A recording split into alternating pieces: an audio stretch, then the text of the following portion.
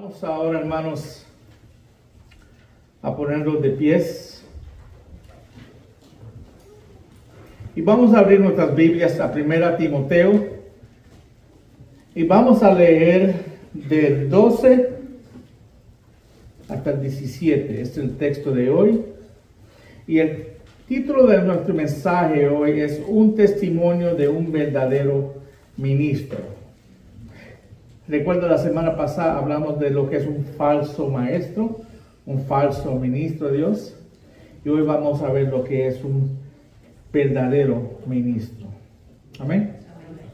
Dice la palabra de Dios: doy gracias a Cristo Jesús nuestro Señor, que me ha fortalecido porque me tuvo por fiel, poniéndome en el ministerio, aun habiendo sido yo antes blasfemio, perseguidor, agresor. Sin embargo, se me mostró misericordia, porque lo hice por ignorancia en mi incredulidad. Pero la gracia de nuestro Señor fue más que abundante con la fe y el amor que se hallan en Cristo Jesús. Palabra fiel y digna de ser aceptada por todos. Cristo Jesús vino al mundo para salvar a los pecadores, entre los cuales yo soy el primero. Sin embargo, por eso hallé misericordia, para que en mí, como el primero, Jesucristo demostraría toda su paciencia como un ejemplo para que habrán de creer en él para vida eterna. Por tanto, el Rey eterno, inmortal, invisible, único Dios, a él sea honor y gloria por los siglos de los siglos. Amén. Padre Santo, Señor, gracias, Señor, por tu palabra y por este tiempo. Yo oro, Señor, que durante este tiempo otra vez tú nos aclares nuestras mentes de cualquier inquietud o cualquier cosa que nosotros otra vez ponemos ahí, Señor, que nos está distrayendo de tu verdad, Señor. Que nada nos saque de tu, otra vez de tu palabra esta tarde, Señor. Que tú nos guíes en verdad, Señor, y que todo lo que se diga sea para tu honra y gloria, Señor. Oro, Señor, que tú guíes mis palabras, Señor, y que todo que yo diga, Señor, sea de alabanza a tu nombre. Ora por esto en nombre de Cristo. Amén. Amén, amén, hermanos. Pueden tomar asiento.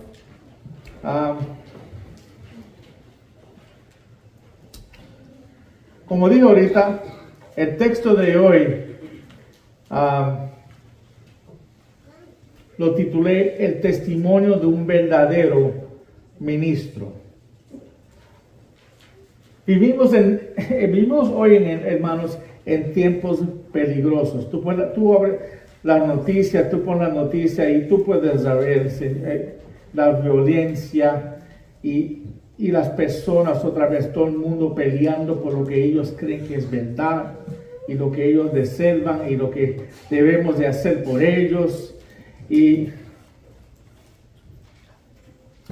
Pero, sin embargo, tenemos que entender que Dios ha puesto a cada creyente en un lugar estratégico, donde tú vives, donde tú trabajas, donde tú estás ahí, si eres un creyente, por un propósito.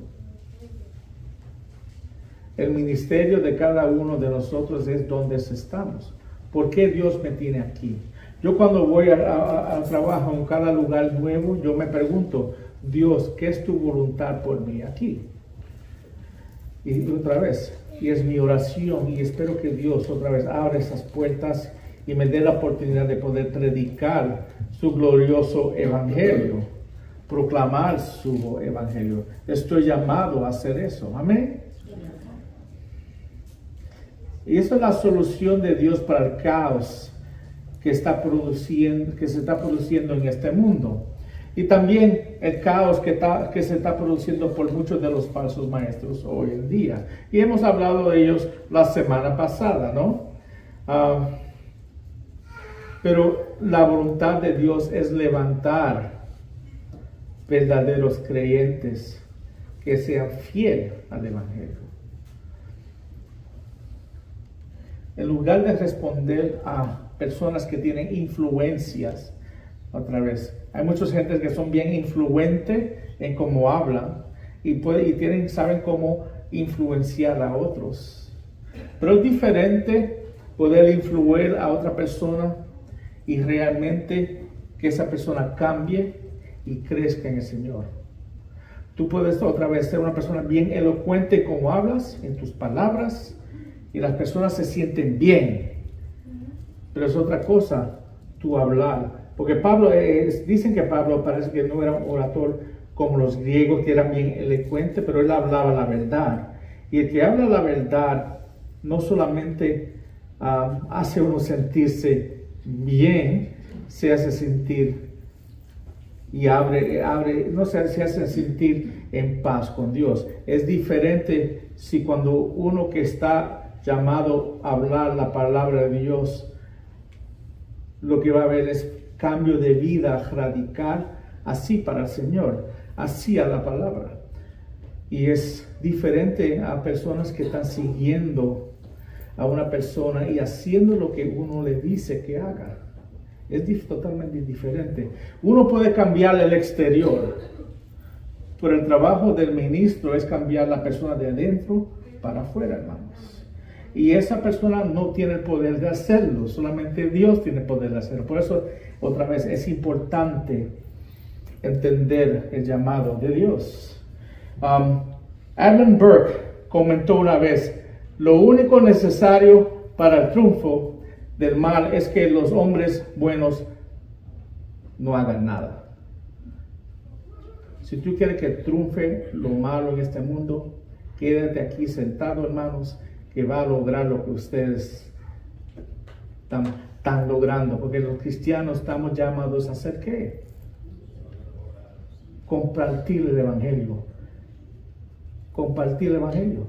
Hablar del Señor.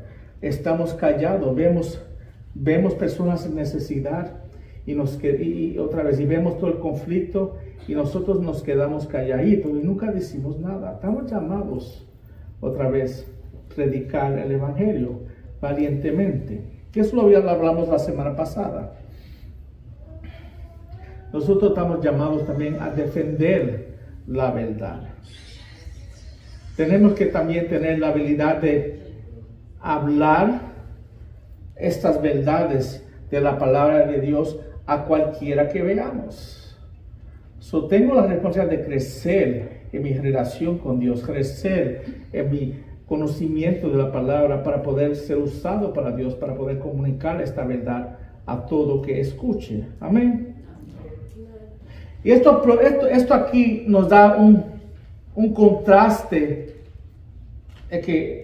grande, ¿verdad? Desde la semana pasada. La semana pasada estábamos hablando de los falsos maestros y todas las cosas que ellos estaban enseñando. Este contraste, vamos a ver el verdadero ministerio de Dios.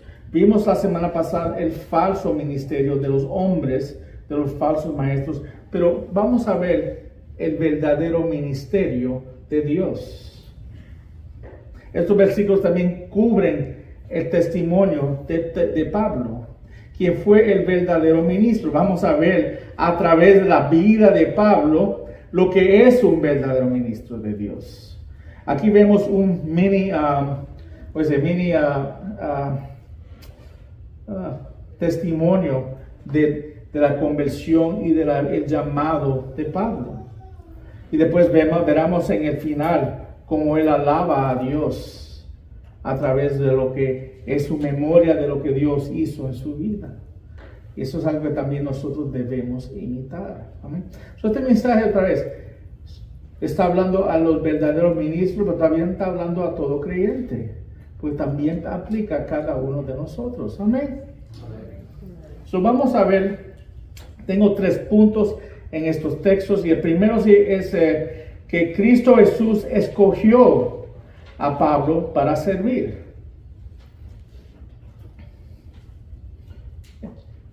Este es un hecho, hermanos, muy importante.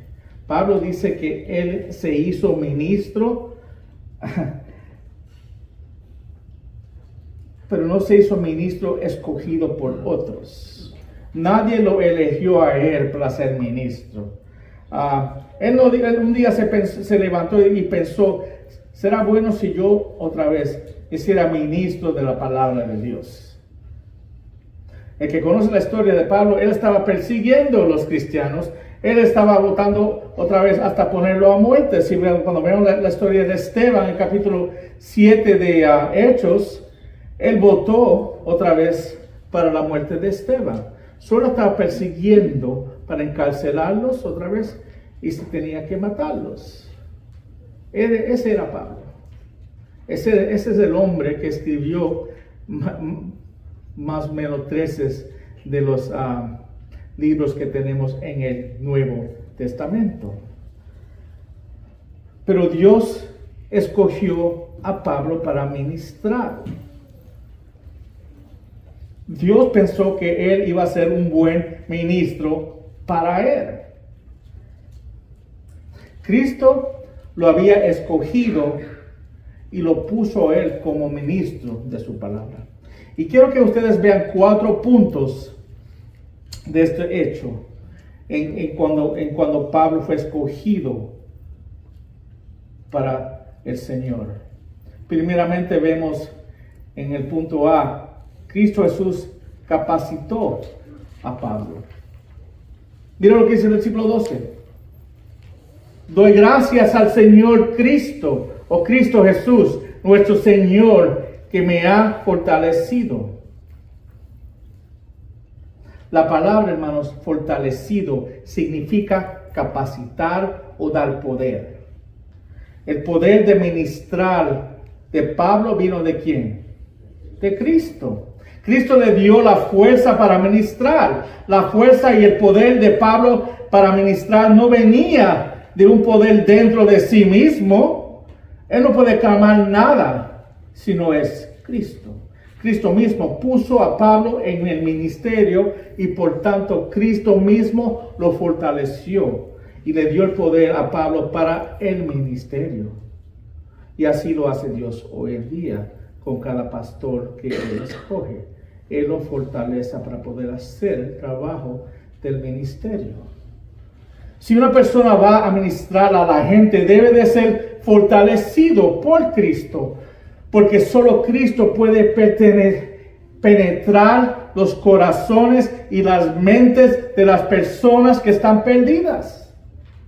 Cuando uno es salvado y crece otra vez, ustedes no están creciendo porque yo estoy parado en este púlpito, es porque Dios me está fortaleciendo a mí para predicar su palabra y ustedes reciben el mensaje por el Espíritu Santo que me está guiando a mí. El poder no viene de mí. Yo no tengo ningún poder en sí mismo. Yo soy fortalecido. Y cada vez que ustedes enseñan otra vez, a través del liderazgo aquí, cuando se cogen otros líderes y están enseñando, deben otra vez fortalecer a otros a través de lo que Dios está haciendo en tu vida. Uno no puede crecer en su propio poder. Amén.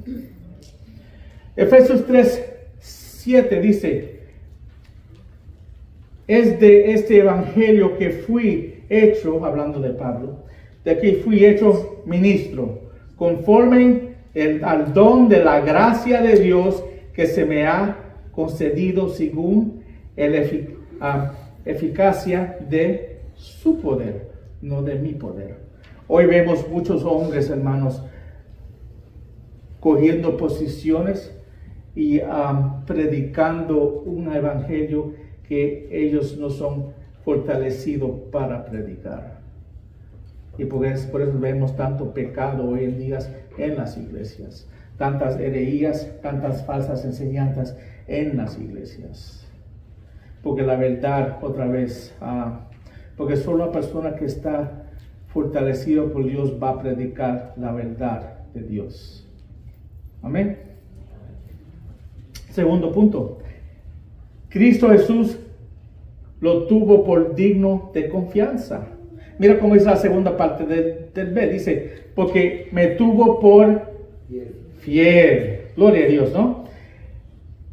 Esta palabra aquí está hablando de un pensamiento maravilloso de que Cristo nos considere digno de confianza.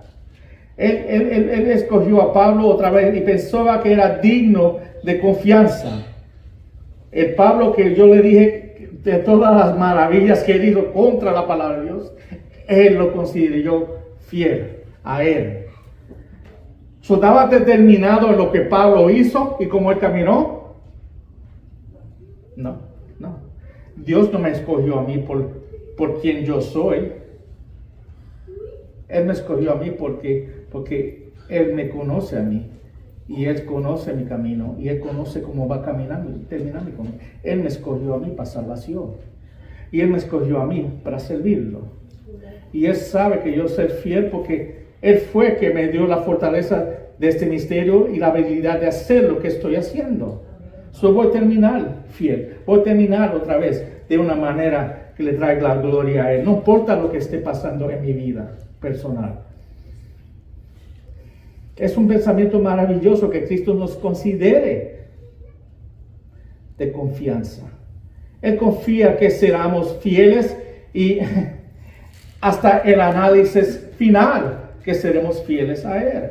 Él sabe que nosotros vamos a ser fieles hasta el fin, porque Él nos escogió. Los que son hijos de Él van a terminar bien, hermanos.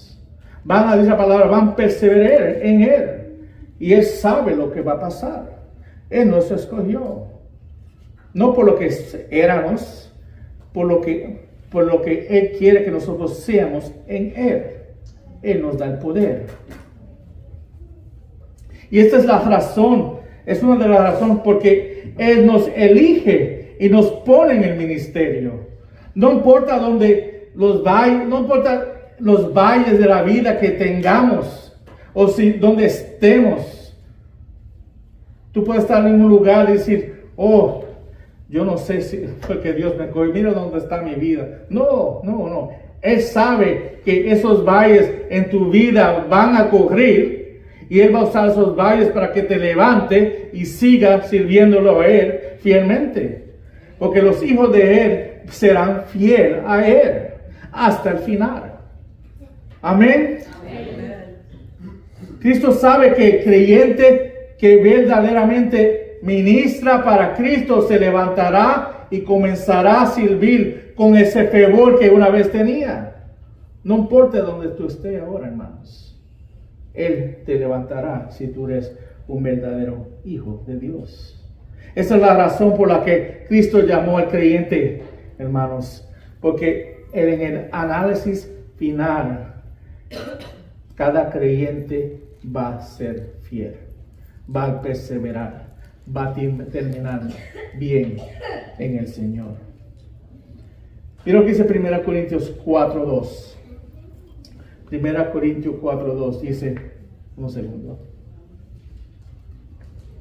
Ahora bien, lo que se requiere además de los administradores es que cada uno sea hallado ¿qué? Fiel.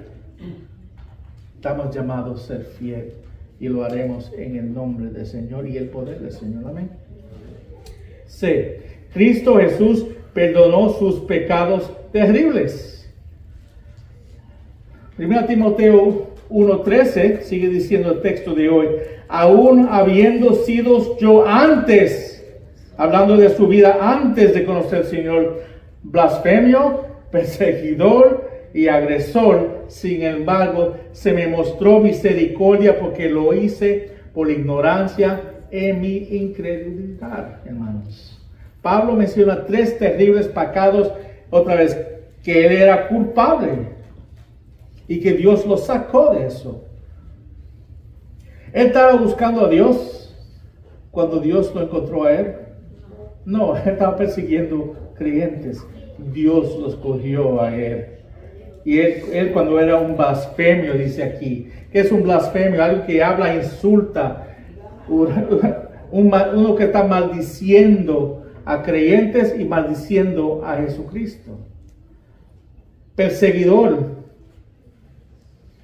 Él resentó tanto a Cristo que él trató de borrar el nombre de Cristo. Él trató de seguir y perseguir a otros creyentes otra vez para callarlos si tenía permanentemente.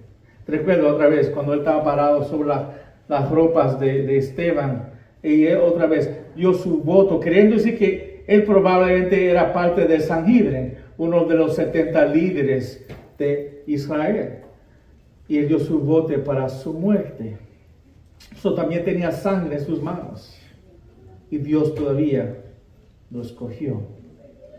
Y también dice aquí que él también fue un agresor, un insolente, una persona brutal y violenta que disfrutaba de su violencia. Tú ves, las personas bien malvadas no solamente son violentos, ellos se gozan en la violencia que ellos cometen. Ellos disfrutan de eso.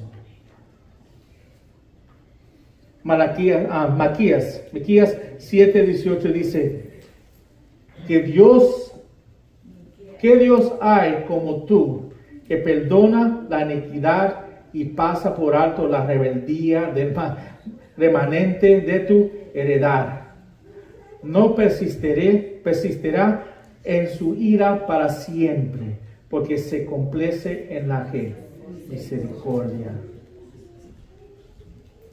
Gracias a Dios que Él nos castiga como debemos de ser castigados. El castigo de Pablo debía ser severo, ¿no? Por lo que él hizo. Y nosotros, si vemos a alguien que haga eso, ellos queremos que sean otra vez encontrados culpables y que toda la ley otra vez vaya contra ellos. Pero Dios es un Dios que misericordioso y paciente. Y Él otra vez, Él perdona y nos perdona a nosotros a través de su gracia. Y por eso podemos decir gracias a Dios por eso, por su gracia y por su misericordia que Él demuestra sobre nosotros cuando no merecemos nada, hermanos. Ninguno de nosotros merecemos nada que tenemos hoy en día. Pero seguimos cómodos en donde estamos en vez de servir al Dios que nos dio todo a nosotros. Amén. Dios Jesús fue abundante con su gracia sobre Pablo.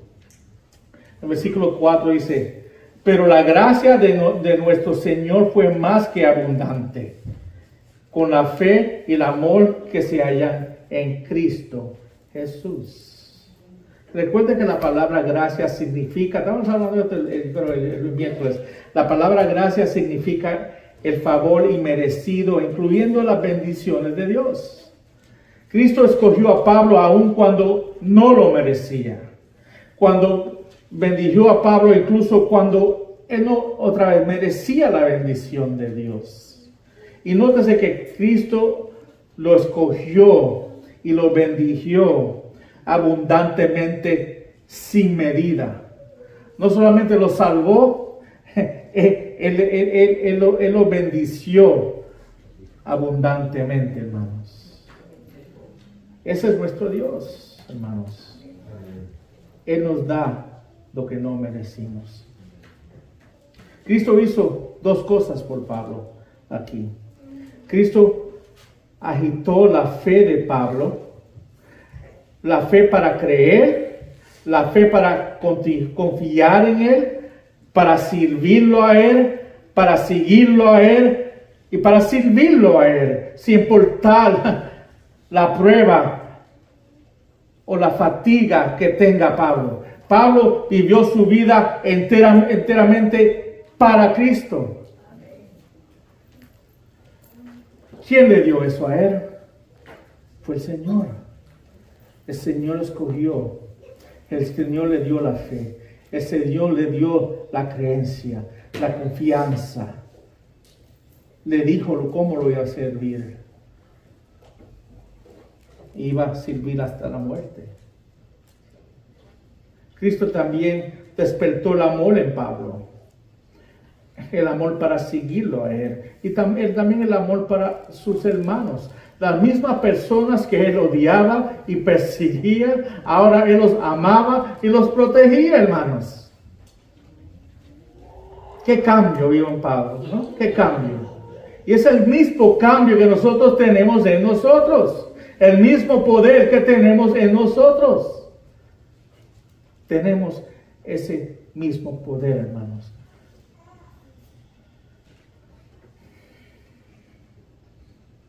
Pablo fue rechazado, fue maltratado y perseguido él mismo.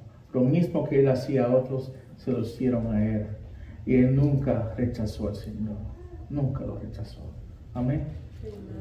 Romanos 2:4 dice: o entonces en poco las riquezas de su bondad y tolerancia y paciencia, ignorando que la bondad de Dios te guía al ¿qué? Arrepentimiento.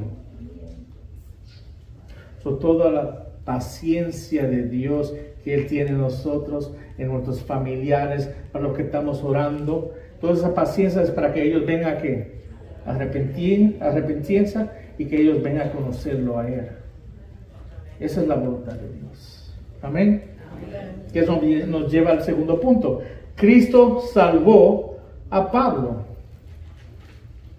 En estos dos versículos vemos 3 puntos importantes sobre este dicho. Primero, que Cristo Jesús vino al mundo para ¿qué? Salvar a los pecadores, en la misma manera que Él salvó a Pablo. Amén. Miren lo que dice el versículo 15. Dice: palabra fiel y digna de ser aceptada por todos. Cristo Jesús vino al mundo para salvar a los ¿qué? Pecadores, entre los cuales yo soy el primero. Él reconocía quién él era. Él se llamaba el primero de los pecadores. Comienza aquí diciendo que esto es una palabra fiel. Es un mensaje verdadero en que uno puede confiar. Y es digno de que todos lo aceptan. Ni una sola persona debe de rechazar o ignorar este mensaje. Jesucristo vino al mundo para salvar a los pecadores. Amén. Cristo realmente dejó el cielo para venir al mundo físico con el fin de salvar la raza humana a través de su sangre, para aquellos que crean en Él. Él nos salva del pecado, de la muerte y del juicio venidero de Dios, hermanos. Lo importante es que no importa cuán grande sea el pecado o pecados que haya cometido ustedes o cualquier otra persona, lo importante es que Cristo te puede salvar. Si pudo salvar al primero de los pecadores que perseguía a los cristianos y lo ponía a morir, te puede salvar a ti. Ve, Cristo Jesús salvó a Pablo por su gran misericordia. Sin embargo, versículo 16, sin embargo, por esto hallé misericordia, para que en mí, como el primero, Jesucristo demostrará toda su paciencia, para que en mí, como el primero, Jesucristo demostrará toda su paciencia. Y aquí vemos la palabra misericordia, hermanos. Y hablamos de esto también el miércoles. La palabra misericordia significa no recibir lo que realmente merecemos. La gracia de Dios es recibir lo que no merecemos. La misericordia es no recibir lo que realmente merecemos. ¿Qué es lo que merecemos nosotros? La ira de Dios. Amén. La palabra identifica literalmente que tuvo misericordia aquí en este texto de Pablo.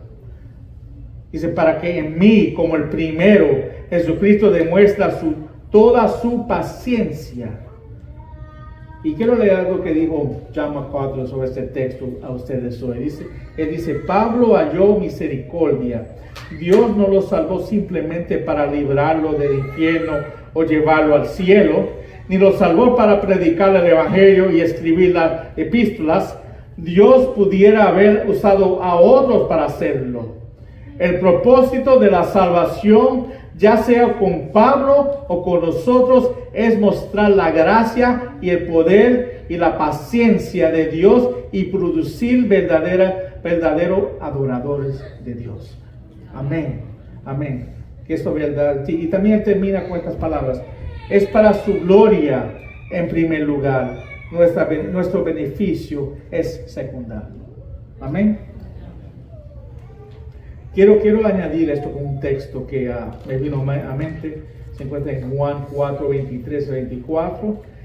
Y dice, pero la hora viene y ahora es cuando los verdaderos adoradores, ¿todos adoradores? No, los verdaderos adoradores adorarán al Padre ¿en qué? Espíritu y en verdad. Porque ciertamente a los tales el Padre busca que lo adoren. Dios es espíritu y los que lo adoran deben de adorar en espíritu y en verdad. Amén. Que eso sea nosotros, hermanos. Sí. Cristo Jesús puede salvar cualquiera sea su pecado. Algunos piensan que mi pecado es muy grande para Dios salvarme. Creo que es 16. Jesucristo demuestra toda su paciencia como un ejemplo para los que habrían de creer en Él para vida eterna. Amén. Jesucristo demostrará toda su paciencia como un ejemplo para los que habrían de creer en Él para vida eterna. Pablo, él dijo que él era primero de los pecadores, ¿no? Pero por tanto, Jesucristo lo salvó, ¿no? Entonces Pablo le dijo a Timoteo que Dios lo había salvado, a pesar de todo su pecado. Y él le dice aquí que él era un ejemplo para todos los que habrán de creer, hermanos. Él era un ejemplo de los que habrían de creer. Dios lo usó a él como un ejemplo de que no importa la vida pecaminosa que tú tenías antes, no importa lo que tú hacías antes, no importa tu pecado, tú hasta podías ser perseguidores de cristianos, tú podías otra vez tomar sangre de los cristianos, ponerlos a muerte, no importa. Él es el ejemplo de los que habrían de creer. Ustedes otra vez, si no creen, no hay nada parándolos a ustedes hoy de creer y poner tu fe en su nombre. Amén. Solo hay una condición, hermanos, que deben de verdaderamente creer en el Señor Jesucristo y en sus obras. Eso es lo que requiere Él de ti. Amén. Y después termina este versículo, el 16. Si lo hacen, creer en Él para vida que eterna. El deseo de Dios es que nosotros otra vez no solamente tengamos vida en este mundo, pero que tengamos vida eterna en Él eternamente. Mateo 9, 12 al 13 dice: a oír Jesús esto dijo: los que están sanos no tienen necesidad de médico, sino los que están enfermos. Pero vayan y aprendan lo que significa: misericordia quiero y no sacrificio, porque no he venido a llamar a los justos, sino a pecadores. Él no vino para la gente sana, Él vino para las gentes enfermas, para las gentes otra vez en pecado, las personas que no lo conocen. Él vino por ellos, como Él vino por ti un día. Él todavía Él todavía está aquí para ellos. Y nosotros somos escogidos de Él para poder alcanzar a esas personas, a predicarles el Evangelio y traerlos a Él. Y gracias por su misericordia que Él espera y es paciente, y hasta ahora otra vez está esperando hasta que todos los que son hijos de Dios sean llamados a Él. Amén. Tercer punto: Hay que alabar a Cristo, hermanos. Debemos de alabarlo y alabar su nombre. Debemos de vivir una vida de alabanza a nuestro Dios. Y tristemente muchas veces nuestras vidas no reflejan esa alabanza, ¿no? Mira lo que él dice en el 17. Él dice, por tanto, el Rey eterno, inmortal, invisible, único Dios, a Él sea honor y gloria por los siglos de los siglos. Amén. Gloria a Dios. Amén. Al pensar en la gloriosa salvación que Cristo le había dado, Pablo, que alabó al Señor. Esto se llama una doxología. Una doxología es un breve himno de alabanza a Dios. Y tú ves que aquí está, y en el final de la carta él también lo hace otra vez. Pero él está dando una alabanza a Dios en este momento. Y él primero dice al Rey eterno en esta doxología. La palabra eterno es literalmente edades en el griego. Dios es el Rey y la majestad soberanía de los siglos, tanto en este siglo como el que viene, hermanos. Y en eso otra vez le damos y adoramos a nuestro Dios, porque es el Rey eterno. Él también es el Dios inmortal, hermanos. Es decir, incorruptible. Él no tiene ninguna semilla de corrupción, ninguna semilla de quedancia dentro de su ser. Él es inmortal. Él no morirá, hermanos. Él es eterno. Primera Timoteo 6:16 dice, el único que tiene inmortalidad y habita en luz inaccesible, a quien ningún hombre ha visto ni puede ver. A Él sea la honra y el dominio eterno. Amén. Otra vez. Amén. Alabamos a Él. Dios es un Dios invisible. ¿Podemos ver Dios? No. Es Dios en el Padre, no, pero podemos ver Dios solamente a través de ¿quién? De Jesucristo. Y que tampoco lo veremos a ver físicamente, pero en ese tiempo Él vino de una manera. Dios tomó forma de hombre para que el hombre pudiera ver a Dios. Dios vino a nosotros en la forma. Jesucristo es como se ve la cara de Dios. Amén. Dios es invisible también, dice el texto, el 17. Es decir, no puede ser visto por las personas con los ojos físicos. Y yo otra vez terminé de hablar de esto. Y también la última en la lista aquí es, Dios es el único Dios. Vamos a decir, Él es el único Dios vivo. El único Dios verdadero. El único Dios que realmente posee inteligencia, sabiduría y puede y tener una relación con cada uno de nosotros. Ese es el Dios de nosotros. Él no es un pedazo de madera que está muerta, que no tiene vida, no tiene sabiduría. Nuestro Dios es un Dios vivo, hermanos. Y le damos alabanza a Dios por eso. Amén.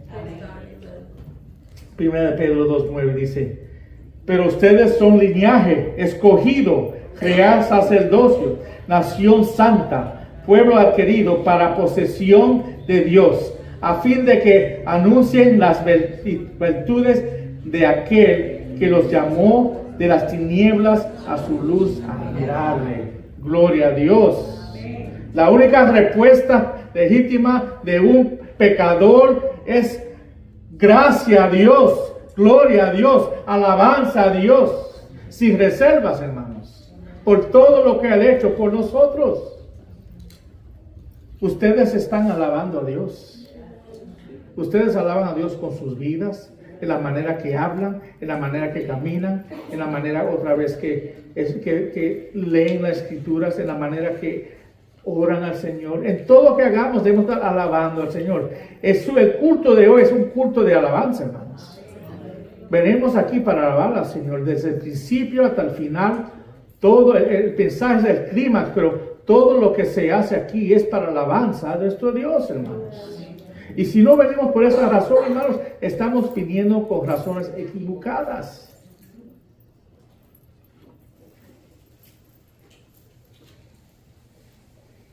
Y la pregunta que tenemos que preguntarnos antes de cerrar es que si Dios está escuchando nuestras alabanzas. Amén. Vemos el liderazgo de Pablo en este texto. Los líderes de Dios otra vez no se imponen como los falsos maestros. Los líderes de Dios son imponidos por Dios, son escogidos por Dios y trabajan a través del poder de Dios. Entonces que en nuestra salvación, en nuestra fe, en nuestro servir, es todo Él. Y solamente le puedo dar gracias a Él por todo lo que ha hecho. Es que no puedo coger yo ningún crédito por lo que ocurre. No puedo coger ningún crédito por lo que ocurre en nuestra iglesia, en mi familia, en mi trabajo. Es todo Él y es todo para Él. Y tenemos que tener esa actitud y entender eso, hermanos. Cuando no entendemos eso, empezamos a coger crédito para nosotros. Amén. Vamos a orar. Padre Santo, Señor, gracias por tu palabra y gracias por este tiempo, Señor. Yo oro que tú bendiga a cada uno de estos hombres, mujeres y niños que están aquí escuchando tu palabra, Señor. Que ellos entiendan la verdad, Señor, de tu mensaje hoy, Señor. Y que cada uno otra vez sea cambiado en su pensamiento en ti. Ayúdanos a ser mejores adoradores de ti, Señor. Entendiendo que todo lo que tenemos viene de ti, Señor. Nada que tenemos, ninguna posición, nada, Señor, viene de mí. Y ayúdanos a entender eso, Señor, y vivir de tal manera, Señor. Oramos por eso en nombre de Cristo. Amén.